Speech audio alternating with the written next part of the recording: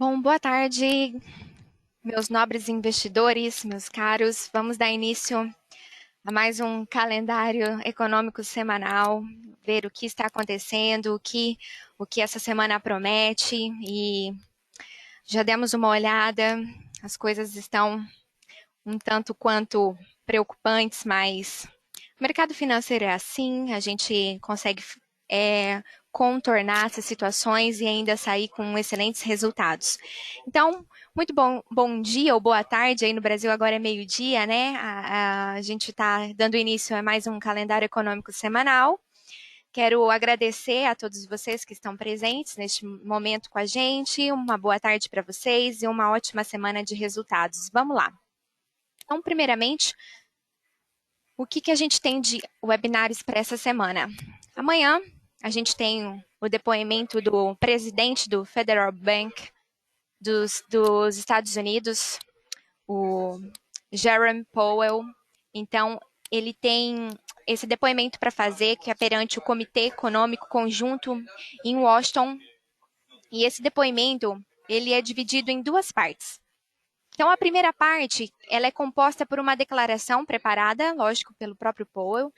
E, em seguida, esse comitê, ele conduz uma sessão de perguntas e respostas para o Powell, e onde ele vai explanar sobre os temas abordados. Então, dependendo das respostas e das perguntas, dos tipos de perguntas que são feitos, o mercado ele pode apresentar uma grande volatilidade durante a parte dessas perguntas e respostas do depoimento dele. Então, ele, como presidente do Federal Bank, ele controla as taxas de juro no curto prazo. E ele é a pessoa que tem mais influência sobre o valor do dólar norte-americano do que qualquer outra pessoa. Então, amanhã a gente tem isso acontecendo, tá? Aí vai ser aqui de Londres às 3h30, do Brasil são 4 horas, vai ser 11h30 da manhã. Então, peço que vocês fiquem atentos aí, vamos ter um webinário justamente só para falar sobre o que esse tema será abordado. Na quarta-feira, a gente vai falar sobre estoques de petróleo bruto, né? O nosso rotineiro tema, porque isso também é de grande importância. E a gente tem assistido, né, o que tem acontecido com o petróleo. Então, os estoques de petróleo nos Estados Unidos, eles diminuíram muito na semana passada, confundindo as expectativas, de acordo com a Administração de Informações de Energia de lá. Os estoques, então, eles caíram 4,4 milhões de barris na semana passada, após um aumento de 2 milhões de barris na semana anterior. Então, analistas acompanhados aqui por nós, o pessoal da U-Markets, esperávamos um crescimento de 1,270 milhões de barris para a semana e coisa que não vem acontecendo. Vou pedir para quem está com o microfone ligado, desligar um pouquinho, porque está dando retorno aqui para mim e eu não estou conseguindo entender mais ou menos a minha fala. Dando continuidade, então, falando sobre os estoques de petróleo,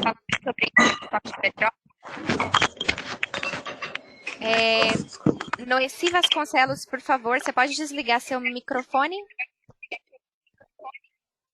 Valeu, muito obrigada. Agora sim, ótimo, show de bola, galera. Então, na semana passada, a gente teve, na quarta-feira, um furacão que atingiu a costa do Golfo dos Estados Unidos, né, o furacão Sally, mas ele não causou grandes danos às operações de perfuração da refinaria, embora um quarto da produção da região tenha sido interrompido durante essa causa aí. Então, de acordo com isso, os preços do petróleo eles saltaram cerca de 3% na manhã da semana passada, né, da quarta-feira da semana passada, antes do relatório da Companhia de Energia, depois que uma estimativa da indústria da terça-feira mostrou uma queda dos estoques surpreendente de 9,5 milhões de barris. Então, vamos ver o que vai acontecer aí nessa semana no estoque de petróleo. Nós temos aí um colega que manja do assunto e vocês podem ficar tranquilo. E vamos tendo informações relativas sobre o petróleo no decorrer da semana. Outra coisa que a gente vai fazer um webinário na quinta-feira vai ser sobre os pedidos iniciais de seguro-desemprego dos Estados Unidos.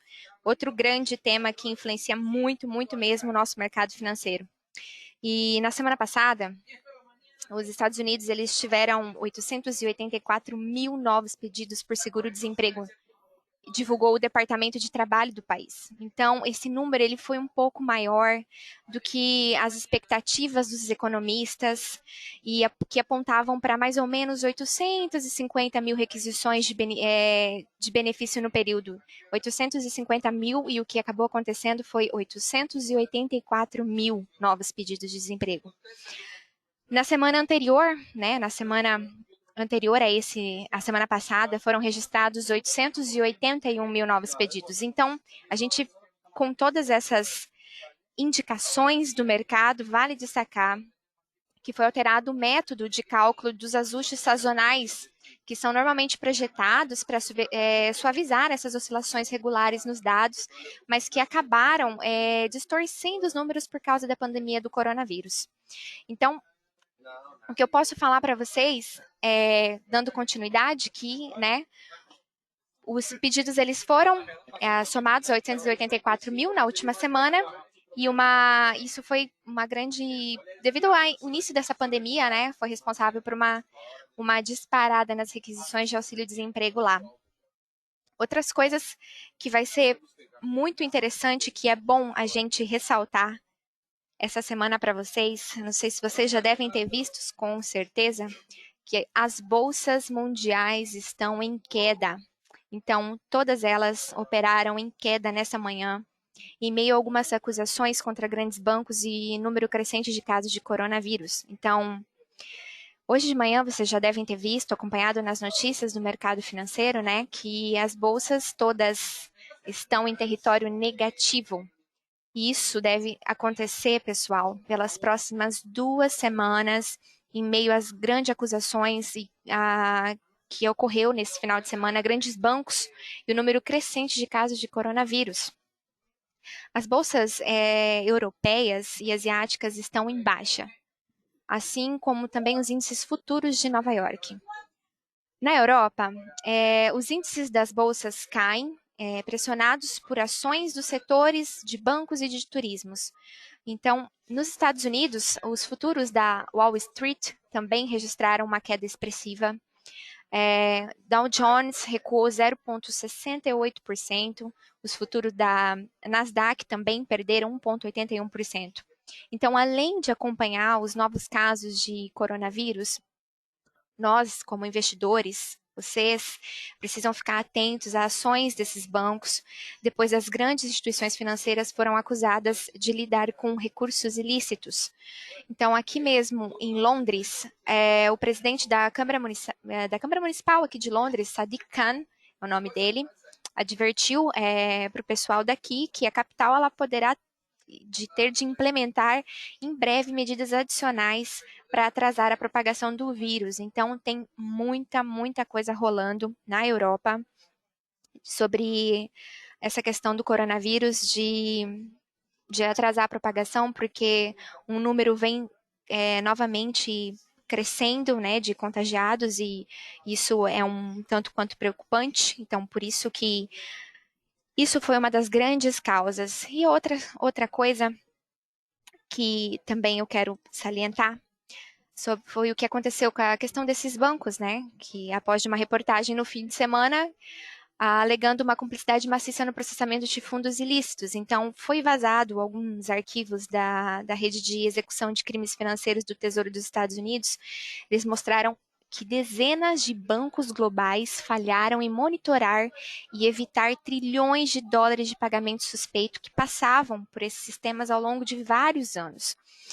Embora muitos desses detalhes eles sejam amplamente históricos, o vazamento, no entanto, continha material inédito que atingiu fortemente as ações de bancos europeus na manhã dessa segunda-feira. Então, Barclays, o Deutsche Bank foram particularmente atingidos, e também a gente pode falar do HSBC, que não apenas ele figurou como destaque nos arquivos vazados, mas também foi apontado pelo Chinese Global Times como provável candidato a ser colocado na lista oficial da China de entidades não confiáveis, pessoal, o que exporia a risco de sanções prejudiciais aos seus negócios na China. Então, o negócio é sério mesmo, vale a gente ficar muito atento com o que vem acontecendo sobre esse assunto. Mais uma coisa, nossa terceira e última informação importante é no caso da Apple, né, galera? Semana passada a gente teve aí o lançamento dos produtos da Apple, né? O que a gente estava criando uma grande expectativa.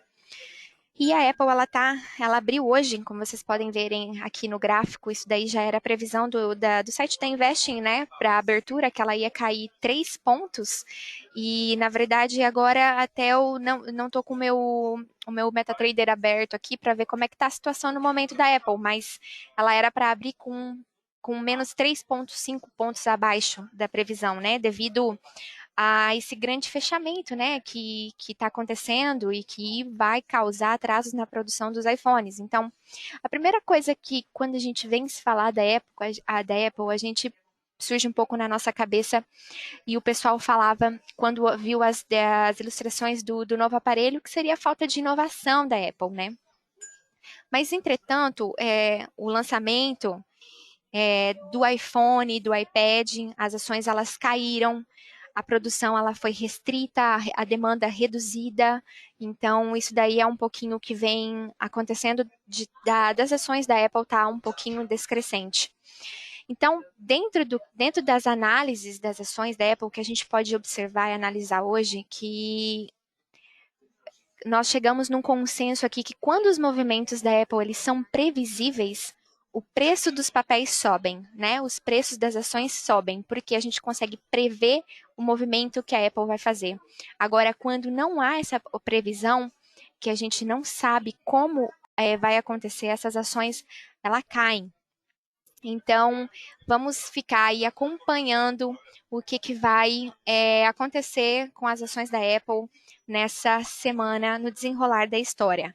Mas, assim, o que eu posso falar para vocês? Uma semana meio turbulenta, com pouca movimentações, ações, bolsa, tudo em queda, mas a gente ainda assim, através disso, consegue tirar bons resultados. Lógico, atento a essas notícias, né? Trazendo o melhor para vocês. E eu tenho certeza que a gente, apesar de toda essa situação, consegue fazer excelentes negócios. Eu gostaria de deixar agora um espaço aberto para quem tiver alguma dúvida, queira fazer alguma pergunta. Pode mandar aí, pode perguntar no chat, pode ligar o microfone. Tô aqui escutando, galera.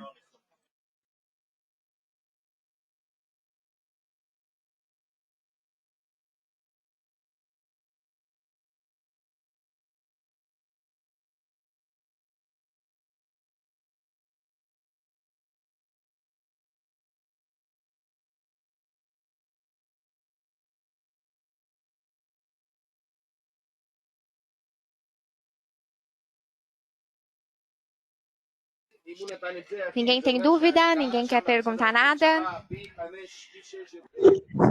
Então, o que eu queria saber é o seguinte, então nesse caso, essa semana ia estar difícil para fazer aplicação em ações? Marcos, não mesmo. A gente não trabalha só com essa questão da desenvoltura da Apple, né? Então, assim, a gente tem ações que estão com excelentes resultados, tá? Então, a gente, além do mercado, está esse declínio da questão por conta do coronavírus, existem algumas ações que não são impactadas e que a gente pode conseguir sim operar, e mesmo que elas estejam em declínio, a gente consegue pegar o mercado excelente e fazer bons negócios. Não arrisco em te dizer que não seria uma boa hora. Sim, existe a boa hora, sim, e a gente tem algumas sugestões aqui para quem opera com ações excelentes para a gente movimentar essa semana. Ah, tá ok, então tá jóia. Valeu. Mais alguém?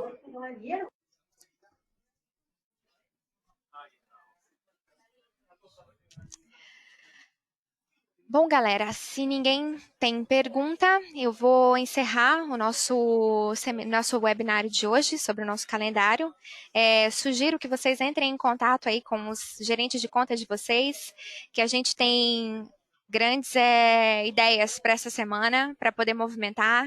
Então, façam o seu aporte financeiro, vamos movimentar e a gente vai conseguir excelentes resultados. Bons negócios a todos, uma excelente semana. E o que precisarem, estamos aqui para vocês. Um abraço, tchau, tchau.